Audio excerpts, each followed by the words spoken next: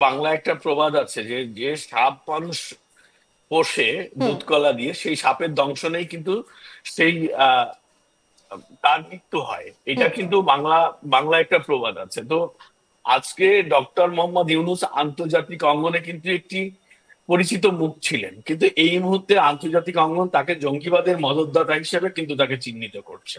বিশ্বের বিভিন্ন গণমাধ্যম, বিভিন্ন জায়গায় আমরা কিন্তু এই বাংলাদেশের পরিকল্পনার যে চিত্র, সেটা কিন্তু আমরা দেখতে পাচ্ছি এবং তার প্রমাণ প্রতিনিয়ত হচ্ছে। আমি তো বললাম যে এই হিজবুত তাহরির এরা আন্তর্জাতিকভাবে নিষিদ্ধ একটি জঙ্গি সংগঠন। তাদেরকে আমরা কালকে যারা এই মিছিলের সম্মুখ ভাগে আমরা যাদেরকে দেখেছি, হুম। এদেরকে আমরা দেখেছি তারা এই সরকারের বিভিন্ন অর্গানে যারা দায়িত্ব পালন করছে তাদের সঙ্গে মিটিং করেছে বিভিন্ন সময়। সেই ছবিগুলো সোশ্যাল মিডিয়াতে আমরা কিন্তু কালকে দেখতে পেয়েছি, যারা এই হিজবুত তাহরীর নেতৃত্বে আছে বাংলাদেশে। ইভেন আমরা, আমাদের কাছে কিন্তু অভিযোগ, বারবার একটি অভিযোগ ঘুরে ফিরে আসছে যে এই সরকারের অনেক জায়গাতে যারা হিজবুত তাহরীর লোকজনকে প্রমোট করা হয়েছে, যেমন বাংলাদেশের এই মুহূর্তে ডক্টর নাসিমুল গনি নামে যিনি গৃহ মন্ত্রকের সচিব আছেন, সেক্রেটারি আছেন, এই ভদ্রলোককে বলা হয়ে থাকে বাংলাদেশের হিজবুত তাহরীরের প্রতিষ্ঠাতাদের অন্যতম একজন। এই ভদ্রলোকটি কখনো চাকরিতে ছিলেন না এই সময়টাতে, করে এনে আবার সচিব পদমর্যাদায় বসানো হচ্ছে বাংলাদেশের একদম একটা সেন্সিটিভ জায়গায়, যে জায়গাটি থেকে সন্ত্রাস দমন হবে, জঙ্গি দমন হবে। সেই জায়গাটিতে জঙ্গিবাদী, নিষিদ্ধ জঙ্গিবাদী সংগঠনের অন্যতম প্রতিষ্ঠাকে বসানো হয়েছে। তো এইভাবে তো মানে প্রত্যেকটি জায়গা, যেমন এই সরকারের একজন উপদেষ্টা আছে সম্প্রতি, যাকে এই তথ্য মন্ত্রণালয়, ইনফরমেশন মিনিস্ট্রির উপদেষ্টা হিসেবে দায়িত্ব দেওয়া হয়েছে, তার বিরুদ্ধে অভিযোগ আছে যে সে জঙ্গি, এই জঙ্গি সংগঠন হিজবুত তাহরীর সদস্য। সুতরাং এই সরকারের মধ্যে কিন্তু এই জঙ্গিরা আছে। সুতরাং এদেরকে কোন রকমই মানে সুযোগ নেই বলার যে সরকার এটা জানে না। সরকার জানে। আর যে প্রশ্নটি উত্তর আমি দেব যে এই জঙ্গিরাই কিন্তু এই সরকারকে খেয়ে ফেলবে।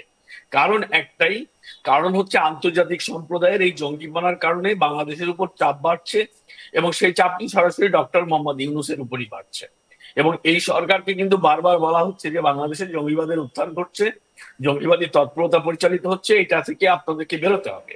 তো ডক্টর মোহাম্মদ ইউনূস যদি এখান থেকে বের হতে না পারে, এবং বের হওয়ার তার সুযোগ নেই, এই জঙ্গিরাই তাকে খেয়ে ফেলবে। এই জঙ্গিদের হাতেই তার ক্ষমতাচ্যুত হতে হবে। হয় তারা যেমন খেলাফত, অর্থাৎ হচ্ছে একটা বিপ্লব, ইসলামিক বিপ্লব, এই বিপ্লবকে যদি সফল করে, তাহলে ডক্টর মোহাম্মদ ইউনূসের মতো একজন নাস্তিক মানুষ, যে নামাজ কালাম পড়ে না, ধর্মে বিশ্বাস নেই, তাকে তো খেলাফতের নেতা মানবে না। তারা মানবে কি?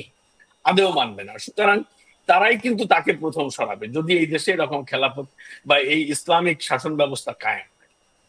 এখান থেকে আরো একটা বিষয়, যে আওয়ামী লীগকে সরানোর জন্য এত বড় একটা লড়াই হলো, চক্রান্ত হলো, আমরা দেখলাম প্রচুর মানুষ রয়েছেন তাদের অ্যাকাউন্টে মোটা মোটা অঙ্কর টাকা ট্রান্সফার হয়েছে, সেখানে দাঁড়িয়ে আজকে যে পরিস্থিতি তৈরি হচ্ছে, কোথাও গিয়ে তারা কি নিজেরা নিজেদের মধ্যেই লড়াইটা শুরু করে দিচ্ছে না? যত সময় এগোচ্ছে সেই প্রশ্নই কি জোরালো হচ্ছে না?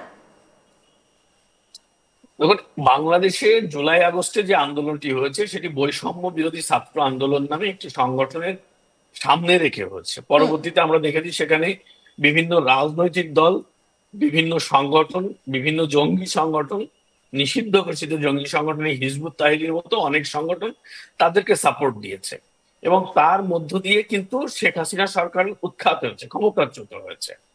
তো সেই জায়গায় দাঁড়িয়ে 5 আগস্টের পর থেকে এখন পর্যন্ত দেওয়া হচ্ছে, আমরা কিন্তু বিভিন্ন জায়গা থেকে খবর পাচ্ছি যে এটা একটি আন্তর্জাতিক ষড়যন্ত্র, যে ষড়যন্ত্রের মাধ্যমে শেখ হাসিনাকে উৎখাত করা হয়েছে। এবং জাতিসংঘ বা ট্রাম্প প্রশাসন, আমেরিকার সরকার পরিবর্তনের পর কিন্তু সেই বিষয়টি আরো স্পষ্ট হয়ে হুম। উঠেছে যে বাংলাদেশে কারা এই ক্ষমতার পরিবর্তনটি ঘটিয়েছে।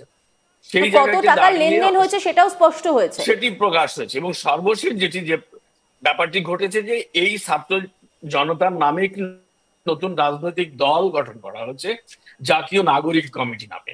এবং সেই জাতীয় নাগরিক কমিটি এবং বৈষম্য বিরোধী ছাত্র আন্দোলন, এই দুটির মধ্যে কিন্তু একটি ক্লাস তৈরি হয়ে গেছে, একটি শত্রুতা তৈরি হয়ে গেছে। যে বৈষম্য বিরোধী ছাত্র আন্দোলন বলছে তারা, তাদের অর্গানাইজেশনটি থাকবে, আর জাতীয় নাগরিক কমিটি, যেটি এই নতুন ছাত্রদের নেতৃত্বে যেটি হয়েছে, তারা বলছে না, এটি থাকবে না।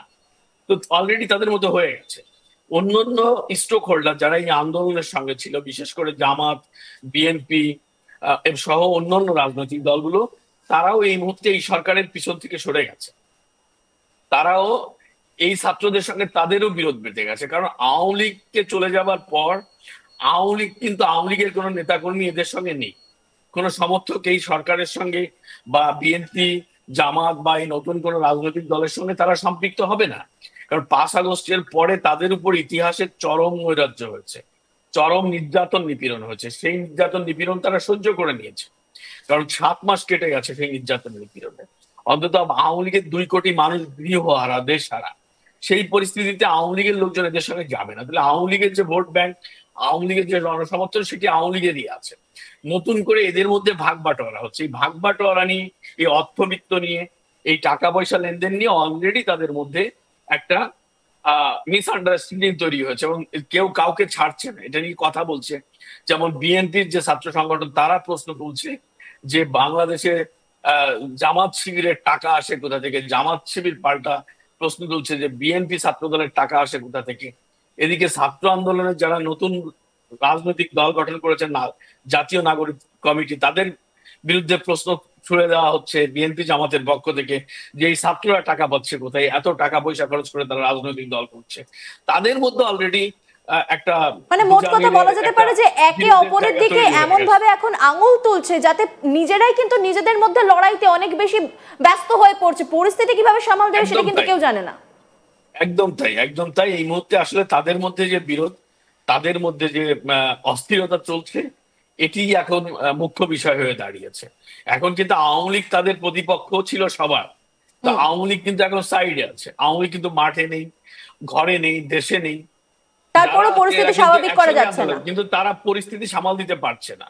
আর বাংলাদেশে সুযোগ সন্ধানী একটি গোষ্ঠী, বিশেষ করে ছাত্র জনতার নামে এখন যে মব সন্ত্রাসটি হচ্ছে প্রতিদিনই।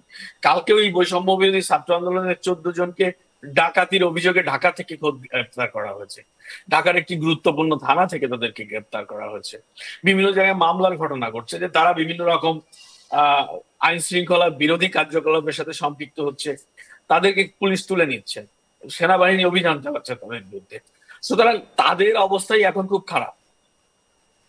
তাদের মধ্যে একটা অনৈক্য তৈরি হয়েছে। এই ঐক্য আর হওয়ার কোনো সুযোগ নেই। ইউনূস সরকার অনেক বেশি কোণঠাসা হয়ে যাচ্ছে না? যত পরিস্থিতি উত্তপ্ত হচ্ছে, যত অশান্তির খবর সামনে আসছে, তাতে তো ইউনূস সরকারই অনেকটা বেশি কোণঠাসা হয়ে যাচ্ছে। কিভাবে সামাল দেবেন? অ্যাকচুয়ালি বাংলাদেশের এখন যারা রাষ্ট্র পরিচালনার সঙ্গে সংযুক্ত আছে, ডক্টর মোহাম্মদ ইউনূস এবং তার যারা অ্যাসোসিয়েট, এদেরকে এক বাক্যে মানুষ এখন বলছে এনজিও গ্রাম সরকার। এনজিও গ্রাম সরকার হচ্ছে ডক্টর মোহাম্মদ ইউনূস তার পুরো জীবন ধরে একটি কাজই করেছে, সেটি হচ্ছে গ্রামীণ ব্যাংক পরিচালনা। গ্রামীণ ব্যাংক একটা এনজিও।